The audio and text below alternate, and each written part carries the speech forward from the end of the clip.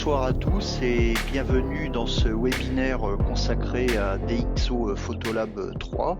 On abordera plus particulièrement les principales étapes de travail sur des images. Donc en fait, ce webinaire va essentiellement s'adresser à des personnes qui ne connaissent pas ou qui connaissent assez peu le programme.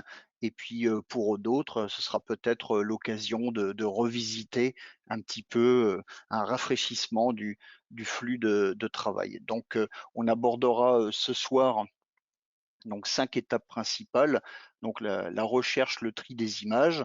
On verra également ce qui se passe au niveau des corrections qui sont appliquées automatiquement par DxO. Ensuite, nous ferons nous-mêmes quelques corrections, notamment au niveau du bruit, de la netteté et d'autres choses.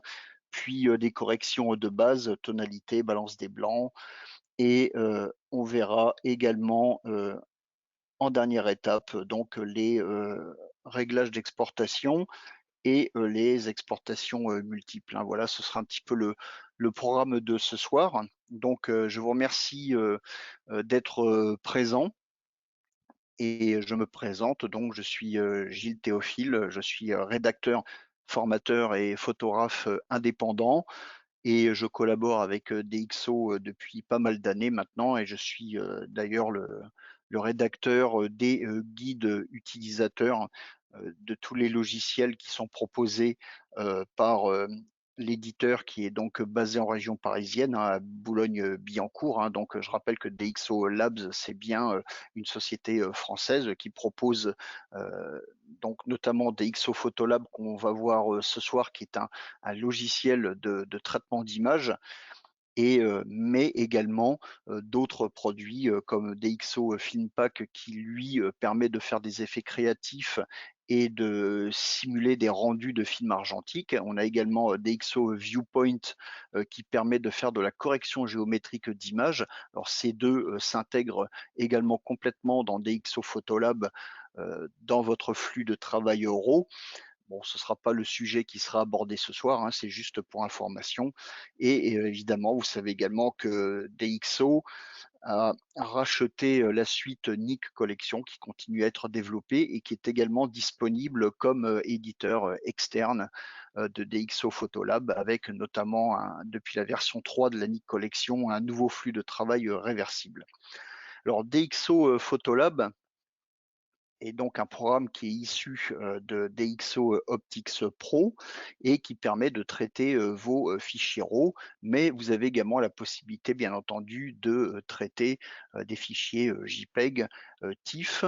Vous pouvez également prendre des fichiers DNG natifs, c'est-à-dire des DNG qui sont issus d'appareils photo ou des DNG convertis à partir de fichiers RAW à condition que les fichiers RAW d'origine, les fichiers RAW propriétaires donc de Nikon, Canon ou tel appareil de cette marque et d'autres marques bien évidemment, soient pris en charge par DxO Photolab. Donc si vous faites une conversion DNG à l'extérieur de DxO Photolab, eh bien celui-ci pourra prendre également vos fichiers sans aucun problème. Donc vous conservez un flux de travail en RAW. Alors DxO Photolab est composé de deux onglets principaux. Le premier, c'est l'onglet Photothèque que vous pouvez voir actuellement sur votre écran sans aucune image affichée parce que je n'ai tout simplement pas sélectionné de source, hein, à savoir que je n'ai pas sélectionné de dossier par exemple ou de projet, et un onglet personnalisé qu'on va voir un petit peu plus tard. Alors, l'onglet Photothèque, lui, va servir essentiellement d'explorateur de sources et d'images pour aller chercher les images que vous souhaitez traiter. Donc, on va un petit peu faire le tour des quelques possibilités qui vous sont proposées. Et dès que vous aurez sélectionné vos sources, puis vos images, bien évidemment, vous basculerez dans l'onglet personnalisé pour faire vos traitements. Alors, dans l'onglet Photothèque, vous avez un volet à gauche. Alors ici, c'est la version Mac, mais la version PC est quasiment identique à quelques détails d'interface près. Et tout en haut, vous pouvez voir un champ de recherche qui va vous permettre de justement chercher des images ou des sources, hein, comme des dossiers, par exemple, en vous basant sur des dates ou des noms de dossiers, par exemple. Et juste en dessous, vous avez euh, une, une réplication en fait de votre arborescence de dossiers tels qu'ils sont sur votre disque dur. Donc, vous pouvez voir ici chez moi donc un disque dur externe qui s'appelle l'ACI qui contient lui-même un dossier photo avec tout un tas de sous-dossiers où toutes mes images sont classées. Et vous avez également la possibilité d'afficher les volumes partagés. Alors ça vient en fait du système, ce sont des informations qui viennent du système. Vous avez également les favoris, ça c'est également les favoris du système d'exploitation, c'est-à-dire dans vos fenêtres système, si jamais vous décrétez que tel ou tel dossier est un favori, vous le verrez apparaître ici. Et tout en bas, on a également des projets qui sont tout simplement des dossiers virtuels qui vont vous permettre en fait d'organiser votre flux de travail au sein de DxO Photolab et on va voir comment faire. Alors, ce qui nous intéresse maintenant, c'est de chercher des images. Alors, comment faire lorsqu'on est dans DxO Photolab? Alors, c'est très simple. La première recommandation que je vous donne, bien évidemment, c'est de permettre à DxO Photolab d'indexer les dossiers qui sont sur votre disque dur. Pourquoi? Parce que DxO Photolab ne repose pas sur les systèmes d'indexation du Mac et de Windows, mais utilise son propre système et donc va alimenter sa propre base de données. Donc la toute première fois, bien évidemment, ce qu'il faudra faire, c'est de sélectionner par exemple votre dossier principal photo ou alors l'un des dossiers de la hiérarchie et de cliquer ici sur analyser un dossier. Alors évidemment, plus vous aurez de dossiers et d'images à analyser et plus ce sera long, hein. Donc prévoyez quand même pour analyser un disque dur complet, ça peut prendre jusqu'à plusieurs heures. Donc si vous devez vous mettre au travail rapidement, assurez-vous que l'analyse du dossier a été faite, hein. Alors pour ça, vous cliquez tout simplement sur le petit bouton qui se trouve ici, vous sélectionnez un dossier dans la boîte de dialogue et ensuite vous cliquez sur ouvrir et ça va lancer l'indexation. Alors je ne vais pas le faire maintenant puisque j'ai déjà indexé quelques dossiers et moi ce que je voudrais c'est travailler sur les images que j'ai faites récemment d'un bateau dans sa cale sèche. Alors, j'ai nommé le dossier d'une certaine manière et pour le retrouver, je vais tout simplement dans le champ, ici, en haut, et je vais par exemple taper le nom du bateau en question. Vous voyez, donc j'ai des suggestions ici, donc je peux aller un petit peu plus loin. Donc mon dossier s'appelle pas comme ça, mais c'est le nom du bateau et le nom du dossier contient ce nom-là. Donc Anita Conti, grande pardon, exploratrice et photographe également. Donc voilà, je sélectionne tout simplement. Vous voyez, il m'a trouvé un dossier qui s'appelle ou qui contient le nom Anita Conti avec 560 images. Je clique dessus et donc là, on va afficher automatiquement dans l'explorateur d'images le contenu du dossier. Donc, vous pouvez voir que dans la section recherche récente, nom du dossier Anita Conti. Vous voyez, on a également des noms de fichiers qui pourraient répondre à ce critère, mais bon, pour l'instant, la recherche me retourne 0. Donc ça, c'est possible après avoir indexé le ou les dossiers en question.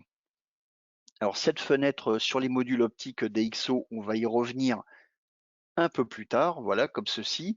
Et je vais faire défiler les images ici dans l'explorateur d'images hein, que vous pouvez détacher et pour le mettre sur un autre écran, par exemple. Et donc là, on voit le nom du dossier. Ici, on voit les photos concernées et on voit qu'on a 560 images et pour l'instant 0 sélectionné. Vous voyez, si je clique sur cette vignette, on voit ici donc une image sur 560 est sélectionné.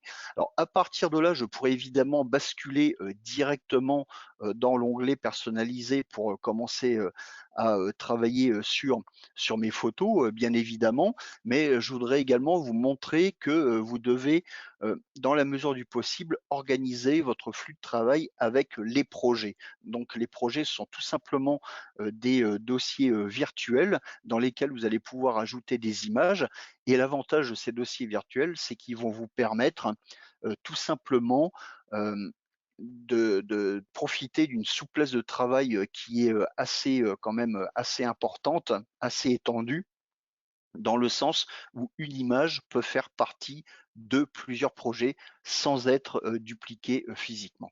Alors là, vous voyez la fenêtre d'information sur l'image qui s'affiche quand je passe le pointeur de la souris sur une vignette. Vous voyez, au bout de quelques secondes, on a cette fenêtre qui apparaît. Donc on va créer un projet, mais avant de créer ce projet, je vais donc tout simplement balayer un petit peu le contenu de mon explorateur d'images. Donc vous voyez, je peux tirer la séparation vers le haut, je peux réduire la taille des vignettes comme ceci, et je vais aller chercher quelques photos.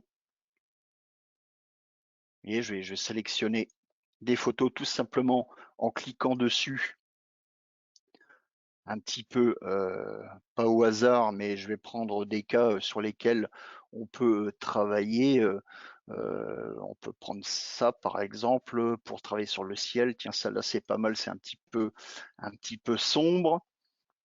Voilà, on peut prendre, cette photo-là également. J'aimerais également, voilà, cette photo. Alors tout ça sont des photos, qui pour l'instant n'ont pas été, retravaillées. Voilà, je fais une petite sélection rapide comme ça. Donc, vous voyez, j'ai sélectionné 8 images.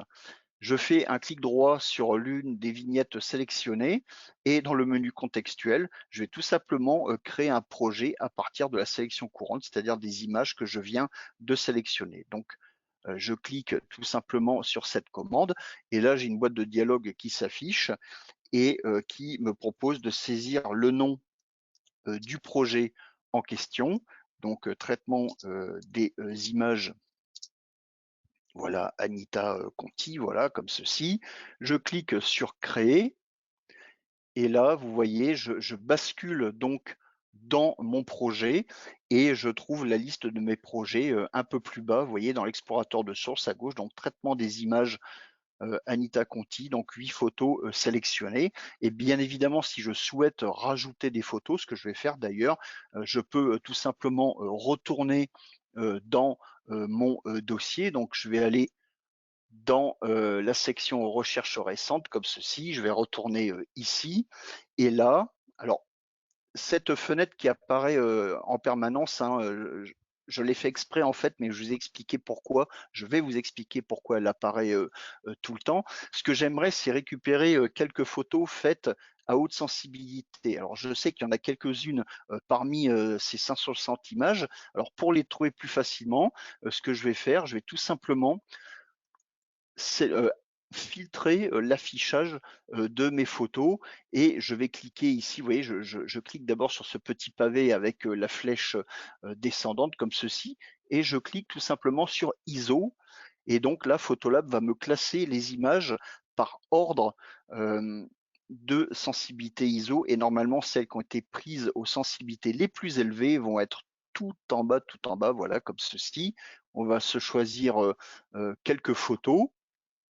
Voilà, je vais prendre celle-ci par exemple. On va prendre également cette image parce qu'on va travailler également sur le bruit. Voilà, ça fait 2 photos, très bien.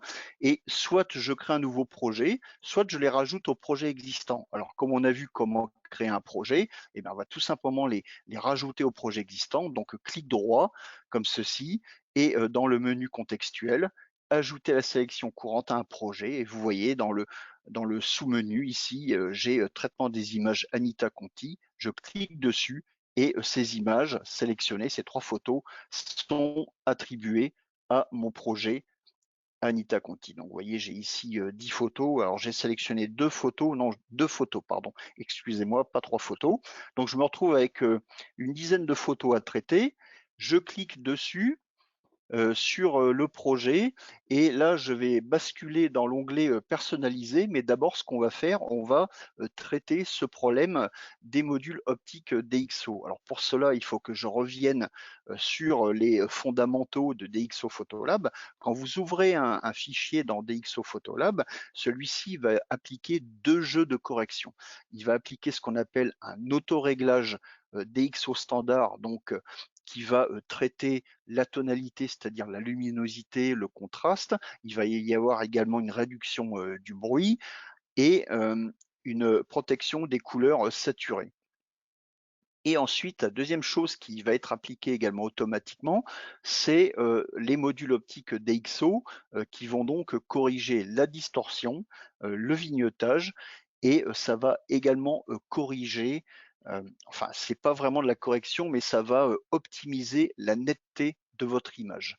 Alors, comment ça fonctionne? La première fois que vous utilisez DxO Photolab, bien entendu, vous n'avez pas encore de module optique DxO. Donc, Photolab va tout simplement par lecture des métadonnées qui sont enregistrées avec vos photos, déclencher donc cette fenêtre, à condition évidemment hem, d'avoir, une connexion internet et va vous proposer la liste des modules optiques DxO à télécharger et installer. Donc, vous pouvez voir que en bas à gauche de cette fenêtre, vous avez l'option qui permet d'afficher ou pas cette fenêtre automatiquement. Si vous ne souhaitez pas l'afficher automatiquement, vous avez la possibilité d'aller chercher vos modules optiques à la main, dans, le menu, module optique DxO. Tout en haut, vous voyez, je clique sur le menu et là, télécharger les modules optiques DxO manquants, donc ceux qui vous manquent. Et vous pouvez également afficher une fenêtre qui permet de gérer l'ensemble de vos modules optiques. Alors, à quoi voit-on qu'il faut télécharger des modules optiques? Eh bien, c'est dans les vignettes. Ici, vous voyez ce pictogramme en haut à droite qui représente un appareil photo avec une flèche verte, tout simplement pour vous indiquer qu'un module optique est disponible pour le couple boîtier et objectif qui a été utilisé pour faire ces photos. Donc, je vais tout simplement cliquer sur télécharger pour les deux. Alors, si vous avez une connexion internet correcte, ça va assez vite. Alors, le temps que ça charge, sachez également, vous voyez donc déjà un module qui a été appliqué. Heu, quand vous installez des modules optiques, en fait, quand vous téléchargez des modules optiques DxO, ceux-ci sont installés, automatiquement et sont appliqués également automatiquement. Ça veut dire qu'on n'avait pas besoin de redémarrer, le programme pour les appliquer. Donc une fois que le téléchargement, l'installation et la mise en service ont été effectués, vous cliquez sur fermer et vous pouvez vous mettre au travail. Et là, cette fois, effectivement, on va pouvoir basculer dans l'onglet, personnalisé pour, travailler, sur nos photos. Alors travailler sur nos photos, heu, en 2 étapes en fait, hein, avec, DxO Photolab, hein, dans l'absolu. La première étape, c'est, le programme lui-même qui va tout simplement appliquer, donc un autoréglage, standard. Alors cet autoréglage, standard, c'est, tout simplement un ensemble de corrections, qui, s'appliquent, à, l'image et ces corrections en fait, eh bien, vous pouvez, deviner lesquelles tout simplement en regardant, les panneaux d'outils, très exactement les palettes pour reprendre la terminologie de DxO. Donc les palettes et vous voyez tous les outils activés avec le petit bouton bleu ici et sur, ça c'est sur Mac et sur PC, ces boutons, sont, gris. Donc là, on peut voir que la balance des blancs, originale, donc celle de l'appareil photo, a été reprise, hein, donc ça c'est le mode de fonctionnement standard, de, DxO, Photolab.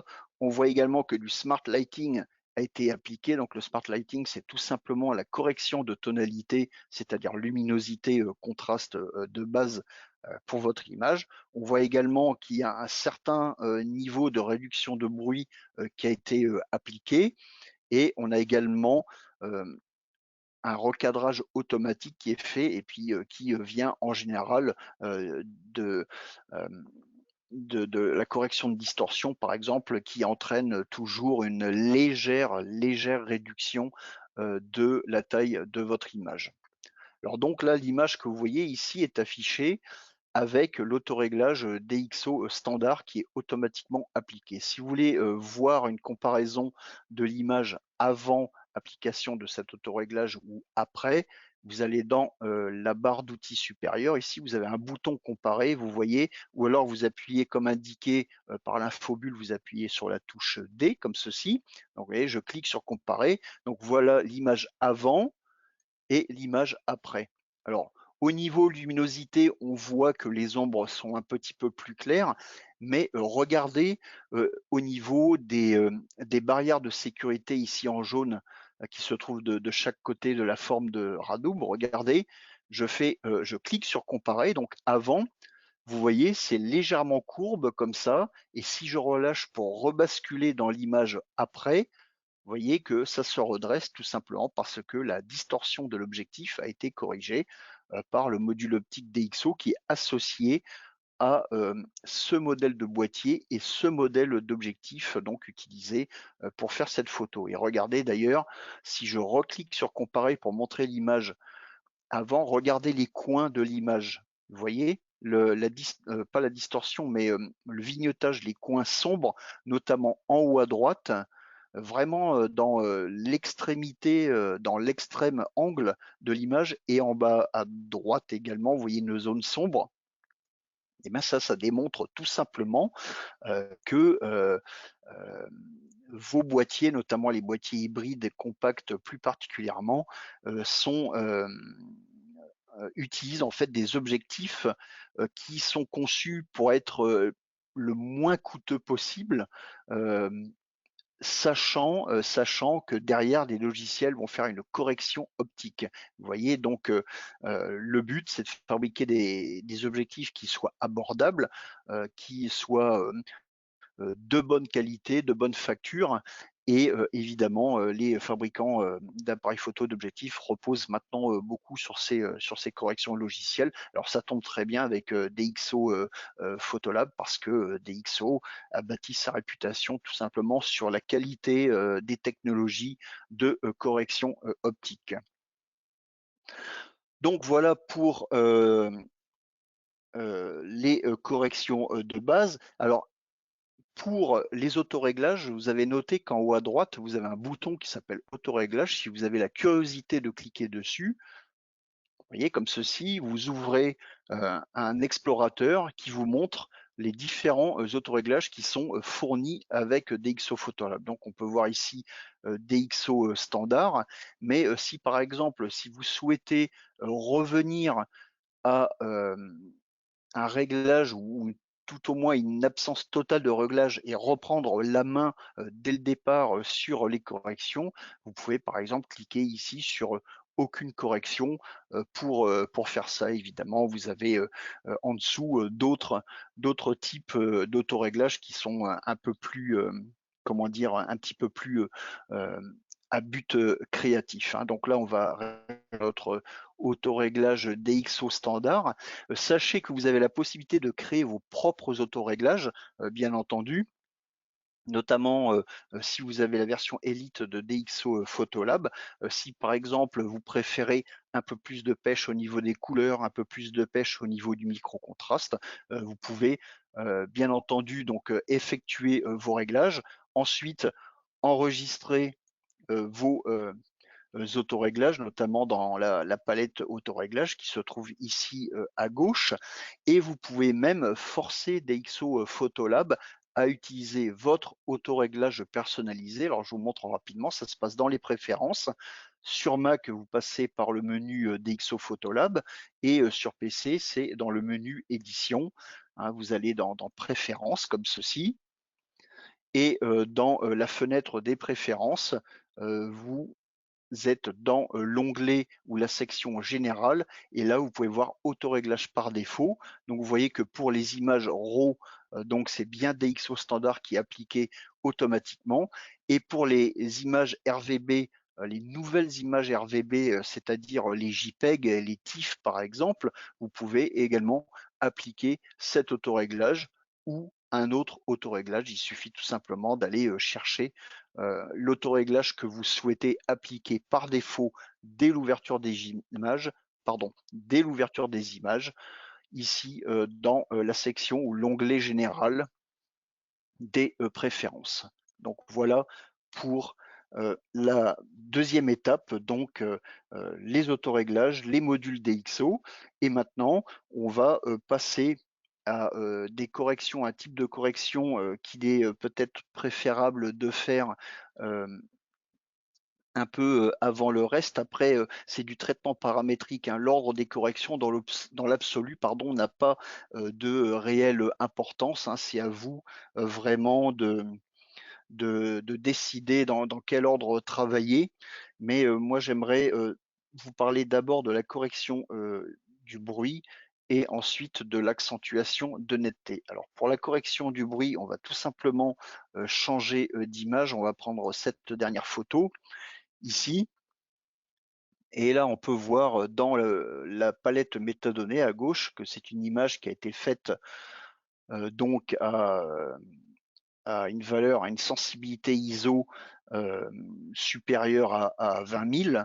Et si on zoome dans la photo à 100%, vous voyez, je clique ici par exemple sur 1 pour 1. Voilà, donc on attend que l'image rafraîchisse. Donc on voit effectivement pas mal de granulation, mais ça reste très propre. Pourquoi? Parce que ici, le bruit a déjà été corrigé. Alors, si vous voulez voir avant, après, c'est très simple, hein, on clique sur le bouton comparer comme ceci. Vous voyez, donc ça, c'est l'image avant correction du bruit. Donc, on peut voir tous les pixels colorés, magenta, bleu, vert, ça correspond tout simplement au bruit de chrominance, au bruit de couleur. Et ensuite, le grain que vous voyez dans l'image une fois corrigé, c'est tout simplement ce qu'on appelle le bruit de contraste, hein, donc qui est plus ou moins gênant en fonction de la sensibilité utilisée, puis également en fonction de la capacité de l'appareil photo à produire des images propres.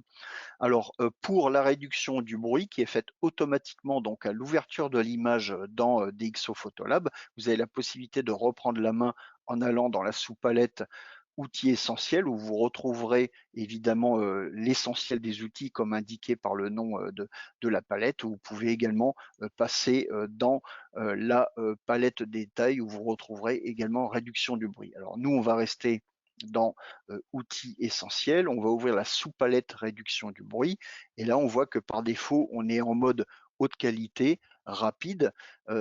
Pourquoi ça s'appelle comme ça? Eh bien tout simplement parce que le traitement est fait en temps réel et surtout il est affiché en temps réel à l'écran.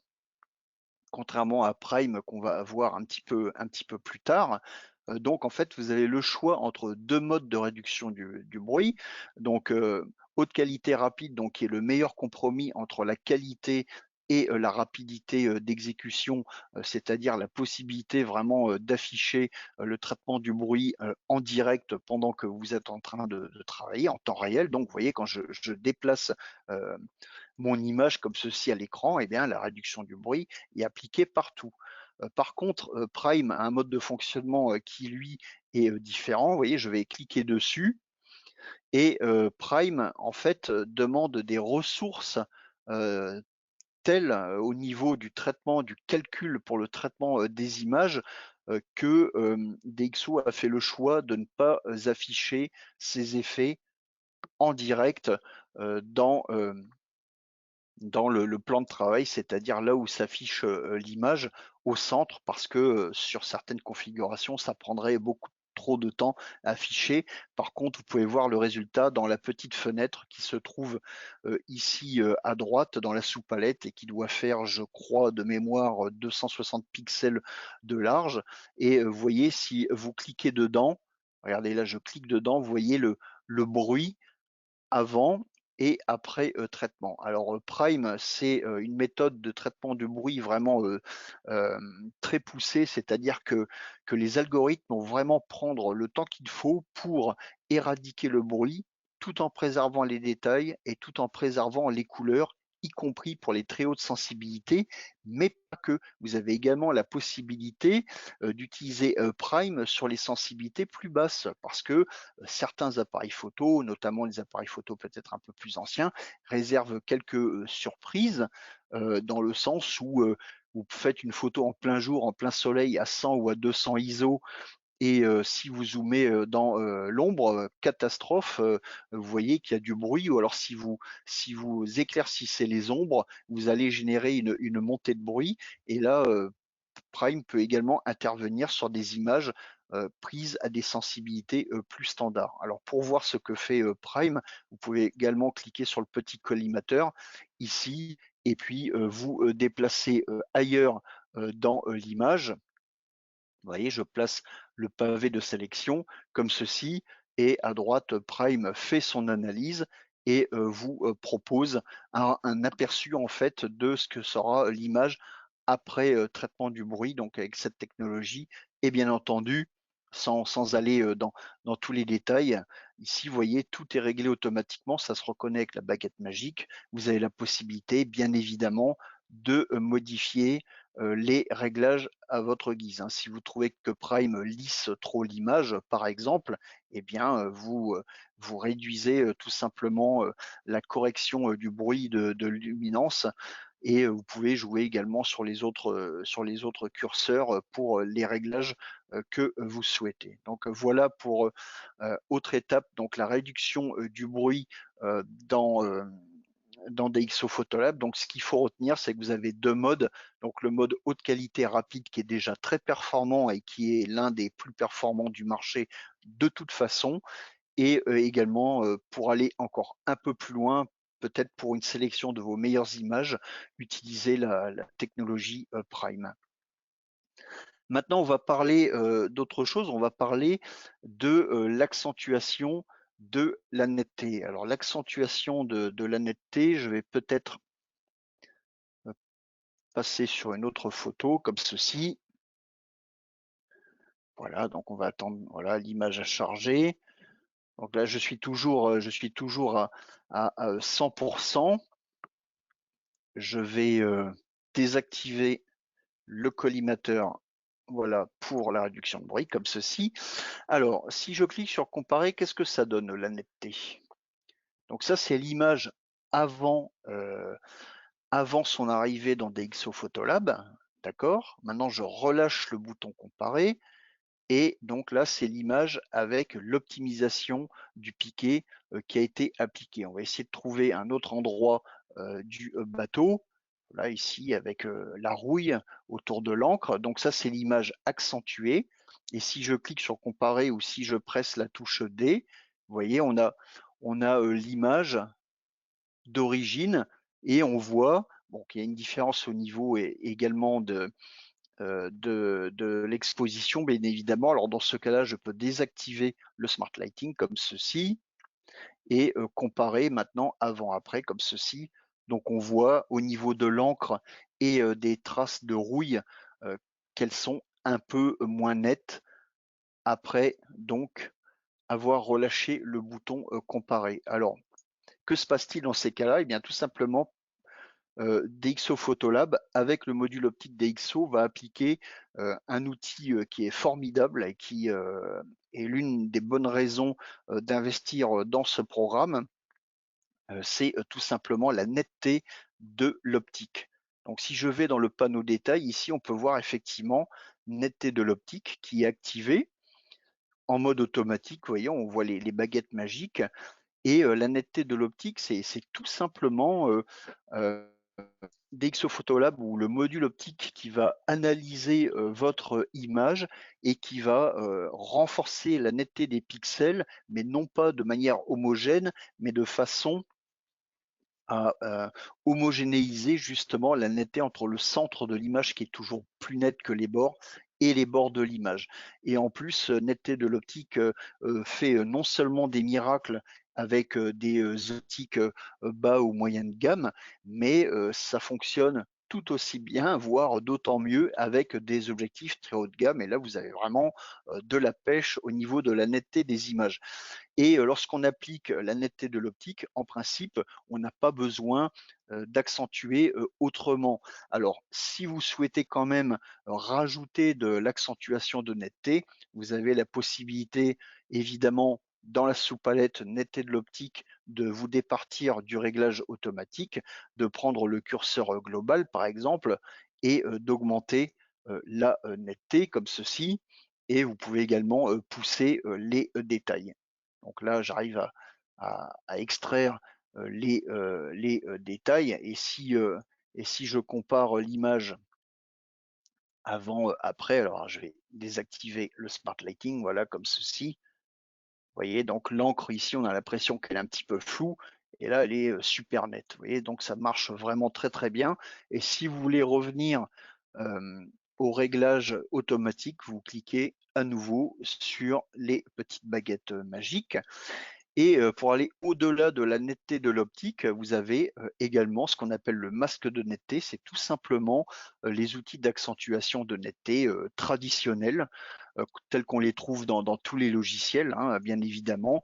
Donc vous avez intensité, c'est, la force, la force de l'accentuation, donc réglée à 100 par défaut et vous voyez si je vais vers la droite, vous voyez je renforce vraiment considérablement, la netteté ou, le piqué, de, mon image et je peux agir également sur le rayon. Le rayon, c'est tout simplement le nombre de pixels de contour qui sont affectés par le renforcement, de la netteté. Le seuil, c'est, également, la possibilité, seuil et bord, d'agir avec encore plus de finesse, sur, l'accentuation de la netteté.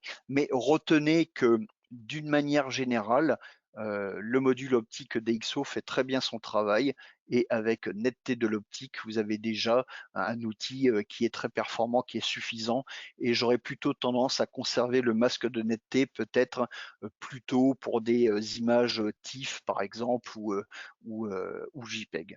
Donc voilà, netteté de l'optique et réduction du bruit, donc notre troisième étape de traitement.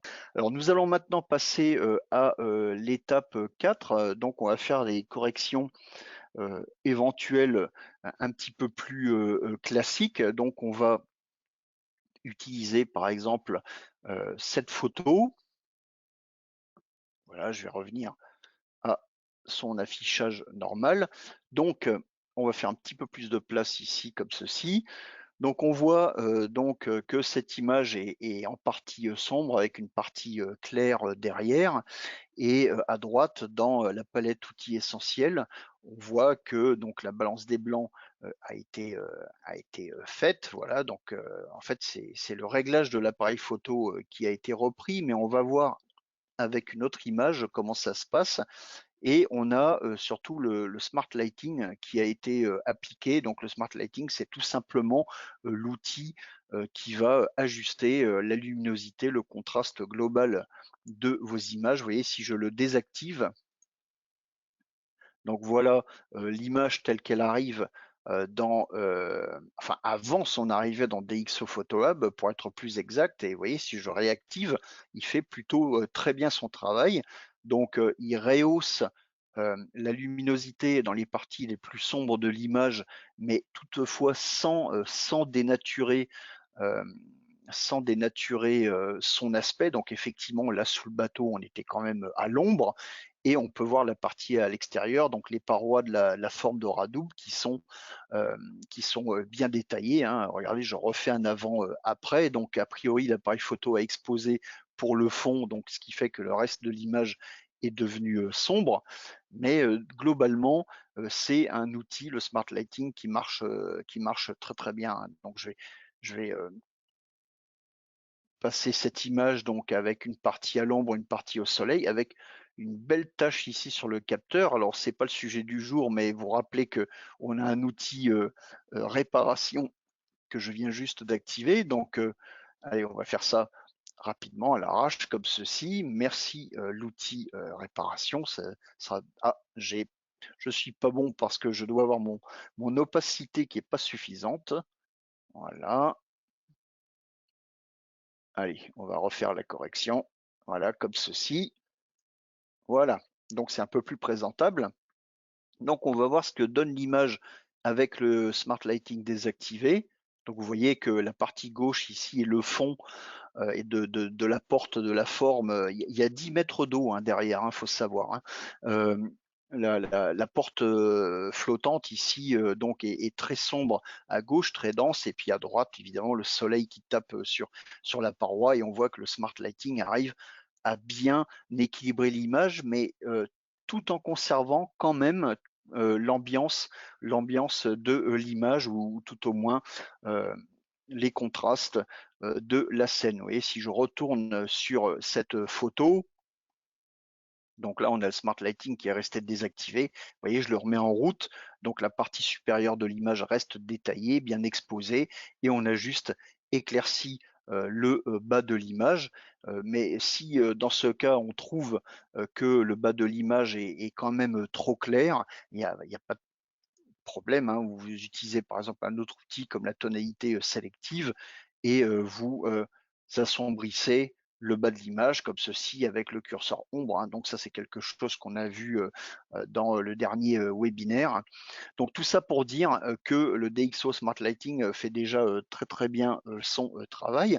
On peut donner également plus de pêche au niveau des images, donc surtout ce genre d'image qui demande que ça. Vous voyez, si vous allez dans accentuation des couleurs, par exemple, là, vous disposez de vibrance et saturation. Donc, si je prends le curseur vibrance, regardez, vous voyez, je redonne de la patate aux couleurs, et je peux également pousser un petit peu le curseur saturation. Vous voyez, donc j'obtiens de belles images colorées. Donc, je sais que c'est un peu exagéré, mais en tout cas, sachez simplement que la différence entre vibrance et saturation, c'est que Vibrance va agir de manière intelligente sur les couleurs de l'image, c'est-à-dire va préserver les couleurs qui sont déjà saturées. Vous voyez, comme l'orange ici, là en haut là, du bateau, ou le rouge qui se trouve ici, tandis que Saturation, lui, va renforcer toutes les couleurs.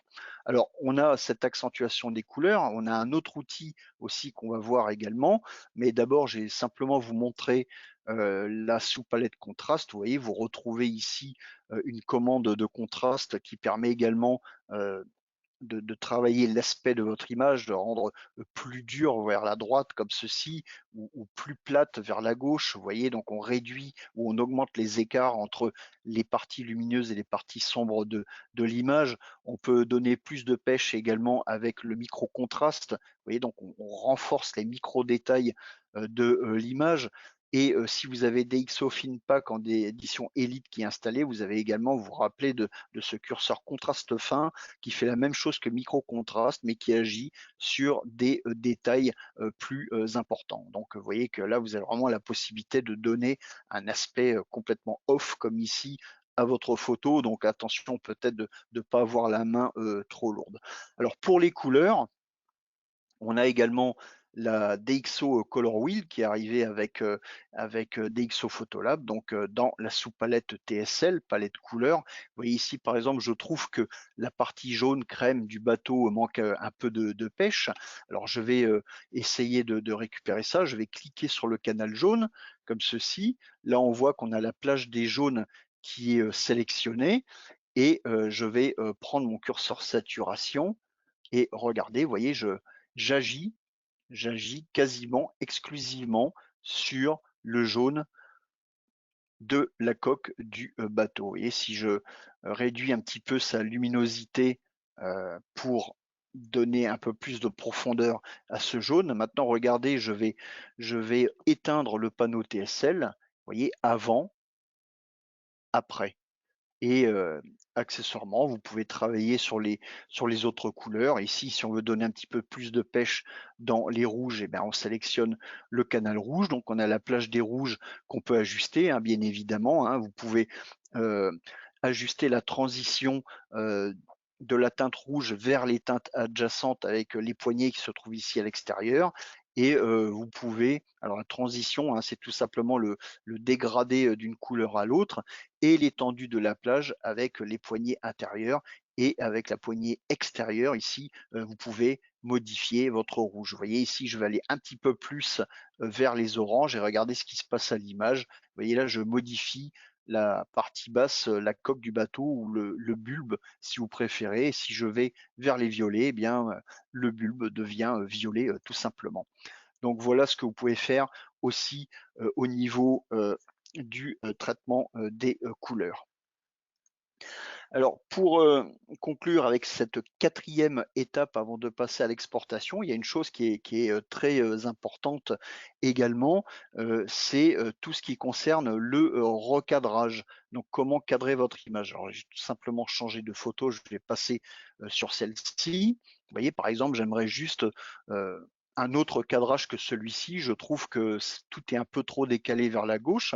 Alors pour recadrer, on va dans, la barre d'outils, supérieure et là, on peut voir qu'on a notre outil recadrage. On a également un outil de mise à niveau, donc pour les horizons penchés, ça implique évidemment également recadrage, mais on va rester sur recadrage tout simplement. Donc je clique, sur l'outil recadrage, j'ai une grille des tiers qui s'affiche. On voit que l'image a déjà été recadrée à cause de la correction optique automatique et là, sous, la photo, on peut voir que je suis en mode original, c'est-à-dire que mon recadrage, pour l'instant, conserve les proportions de l'original, c'est-à-dire le rapport largeur-hauteur. Vous voyez, si je prends une poignée latérale, vous voyez, mon cadre de recadrage reste, le même. Le format de mon image reste le même. Vous voyez, j'ajuste, ma grille comme ceci pour la poser exactement là où je souhaite recadrer. Si je souhaite changer de format, je retourne dans le menu ici, je peux aller chercher par exemple, un format carré, hein. À cet endroit-là, ça peut être, pas mal. Si on englobe, les chaînes également, on peut obtenir un résultat, qui est également, sympa. Vous voyez si, j'applique le recadrage comme ceci, vous voyez, donc ça peut être intéressant également du point de vue, composition et bien évidemment, on reste dans un flux, réversible, hein, puisque si je réactive l'outil recadrage, je retrouve, ma grille de recadrage et évidemment le reste de l'image derrière. Ce que j'aime bien également, ce sont les formats vidéo, le 16:9 par exemple, je trouve que ça donne du cachet à l'image. Alors, on peut l'avoir en vertical comme on peut l'avoir en horizontal. Vous voyez, donc là, effectivement, je peux m'amuser comme ça à déplacer mon cadrage dans la photo. Vous voyez, par exemple, alors on va faire du 16/9. On peut également l'inverser, voilà, comme ceci. Voilà, donc si j'appuie sur la touche Alt Option, vous voyez, je l'ai inversé et j'aimerais avoir une image qui fasse plus, extrait de vidéo, par exemple, comme ceci, voilà. Et si je clique sur fermer, voilà, donc mon image recadrée en 16/9 et qui pourrait, s'afficher, si vous la publiez sur votre, téléphone portable, par exemple par un service quelconque, eh bien, votre image apparaîtra, plein cadre sur votre, iPhone ou votre, téléphone Android. Donc voilà pour le recadrage, hein, pensez-y, ça fait partie du flux de travail également. Alors, une fois que vous avez traité vos images, que reste-t-il à faire? Eh bien, on va tout simplement, ensuite utiliser nos images, on va les diffuser et pour cela, on va les exporter. Alors, je vais, sélectionner, une autre photo. Alors ça, c'est le dessous, du bateau. Vous voyez que le smart lighting a également, fait, son travail de manière assez subtile et cette photo en particulier a été prise à 8000 ISO et vous voyez si je zoome dedans, hein, on voit que vraiment, l'image est très, très propre du point de vue détail. Bon, il y a un petit peu de grain évidemment, mais c'est, quand même, très efficace, hein, DxO Photolab est vraiment l'un des meilleurs logiciels de traitement de bruit, du marché, ça c'est clair. Donc nous, ce qu'on veut, c'est, exporter, nos, images. Alors je vais tout simplement sélectionner, 2 photos comme ceci et pour exporter, mes images, j'ai un certain nombre d'options ici en bas à droite. voyez, donc j'ai export vers disque qui est sélectionné par défaut et j'ai un petit bouton ici, un bouton partage en fait. Et si je clique dessus, j'accède à d'autres options.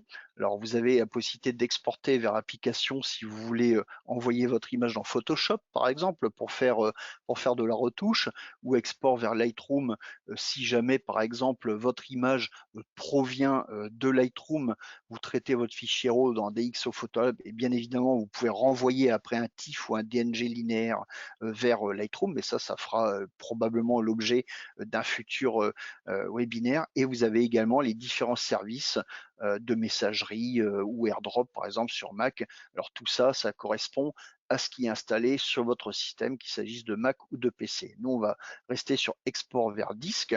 Donc, je clique sur le bouton bleu et là, je peux voir un certain nombre d'options prédéfinies. Vous voyez, JPEG pour tablette, si je l'active en cochant ici, vous voyez, on voit que c'est un JPEG de qualité 90%, de 2048 pixels de large, et le dossier de destination, c'est le bureau de mon ordinateur, tout simplement. Et si j'ai envie également de créer un TIFF en parallèle, alors les exportations parallèles, ça c'est pour l'édition Elite de DxO Photolab, hein. Je tiens à le préciser, d'accord? Donc ici vous avez l'édition Elite. Donc si je souhaite exporter en TIFF 16 bits également ces deux images sélectionnées, eh bien je clique tout simplement sur la deuxième option et je peux créer mes propres options d'exportation, bien évidemment, avec mes propres réglages que je vais faire ici euh, à droite. Alors, je vous montre comment ça se passe. Donc, si vous voulez ajouter une nouvelle option, vous voyez ici, je suis en JPEG. Donc, traité en JPEG exporté, très bien, mais j'aimerais qualité 100%. Par exemple, alors je vais désactiver l'option ici. Attendez voir. Non, alors c'est pas comme ça que ça marche. Alors pardon, on fait d'abord les réglages. Voilà, on fait d'abord les réglages. Qualité 100, destination sur le bureau ou n'importe où dans le dossier de l'image d'origine. Vous pouvez également sélectionner un autre dossier, vous pouvez créer un sous-dossier et vous pouvez demander à DxO Photolab d'appliquer un suffixe DxO au nom de votre fichier. Ensuite, pour le redimensionnement, ça dépend de l'usage de vos images. Donc la résolution, ça c'est important, notamment si vous spécifiez les dimensions physiques de l'image. Alors moi ici, je ne souhaite pas spécifier les dimensions physiques. Donc je décoche cette case, donc ça veut dire que mon JPEG va être exporté dans sa pleine taille, hein. S'il fait 7000 pixels sur le bord large, eh bien le JPEG exporté fera également 7000 pixels sur le bord large. Alors, si vous redimensionnez l'image, vous avez également la possibilité de profiter des algorithmes d'interpolation, donc pour le redimensionnement des photos, pour conserver une image de qualité, notamment si vous l'agrandissez. Et dans la section avancée, vous pouvez également modifier le profil colorimétrique de sortie. Alors si c'est pour publier sur le web ou tout simplement comment dire, imprimer dans un mini lab, par exemple, vous choisissez sRGB ou sRVB tout simplement. Si vous travaillez avec un imprimeur, ce sera peut-être plus intéressant de travailler en Adobe RVB ou RGB, ou alors de demander à votre imprimeur de vous donner les informations de colorimétrie pour exporter l'image destinée à une impression offset ou dans un bouquin, enfin peu importe, hein. Donc n'hésitez pas à demander à votre imprimeur. Et vous avez également la possibilité de supprimer les données EXIF, c'est-à-dire que si vous ne voulez pas que les destinataires de vos photos voient le nom, le modèle de votre appareil photo et toutes ces informations-là, les paramètres de prise de vue, cochez tout simplement cette case. Donc là, j'ai fait du JPEG pleine qualité non redimensionné. Donc dans ce cas-là, je clique sur ajouter une nouvelle option, vous voyez, et là, j'ai donc Heu, l'option qui s'est rajoutée, alors je me suis un petit peu trompé, en fait, effectivement, c'est à partir, de ces nouvelles options, qu'il va falloir que je fasse tous les réglages précédents. Donc c'est bien, l'option, d'exportation précédente que j'avais sélectionnée, sur lesquelles s'appliquent, en fait, les réglages que je viens de faire. Donc je vais tout simplement désactiver, même supprimer ce cette option d'exportation et je vais, choisir, par exemple, également d'exporter en 16 bits, voilà, comme ceci. Je clique sur exporter et dossier destination est introuvable. Alors évidemment, autant pour moi, si je ne précise pas le dossier de destination, bah, je vais mettre ça dans un sous-répertoire, voilà. Export, JPEG par exemple, comme ceci et pour celui-ci, je vais mettre ça, dans également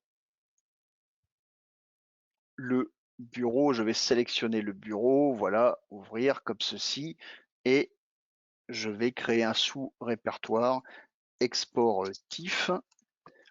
Voilà, l'autre dossier d'exportation que vous avez vu, en fait, c'est tout simplement le dossier d'exportation d'un autre logiciel. Donc voilà, alors je recommence, je clique sur exporter, décidément on va y arriver. Donc voilà, vous avez une petite flèche ici.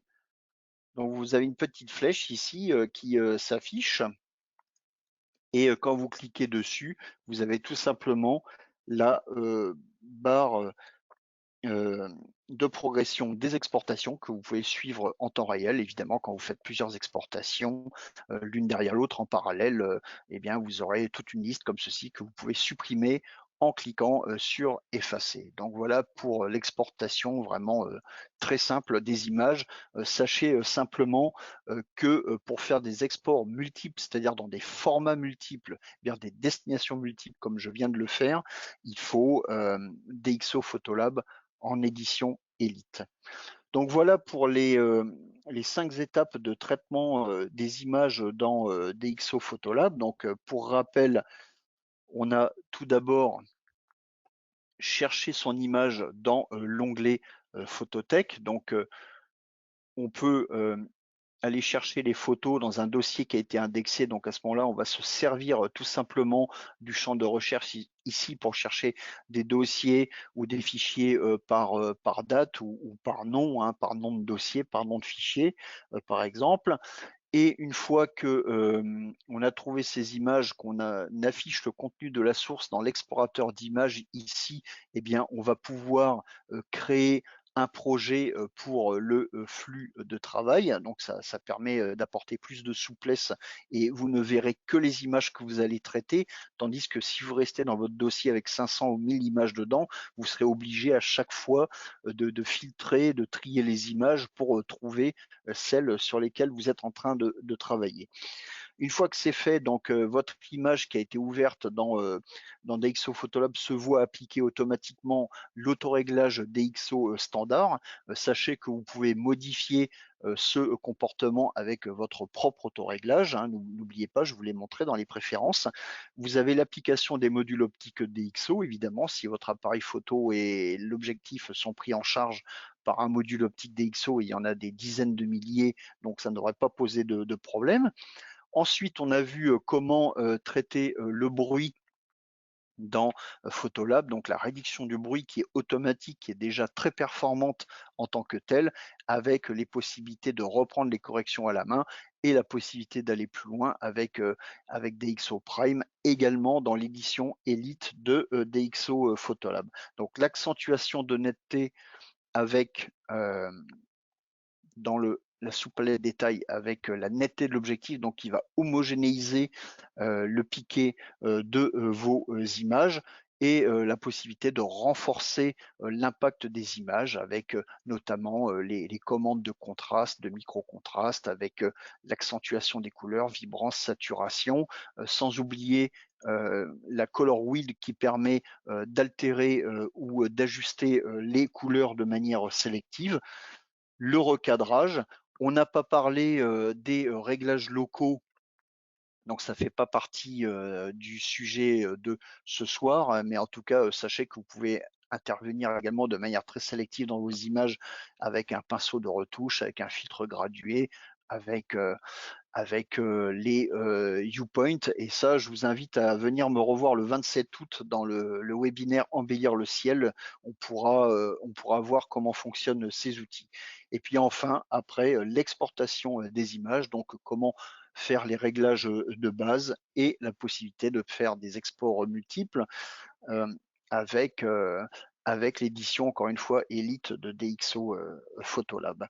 Donc voilà pour ce webinaire.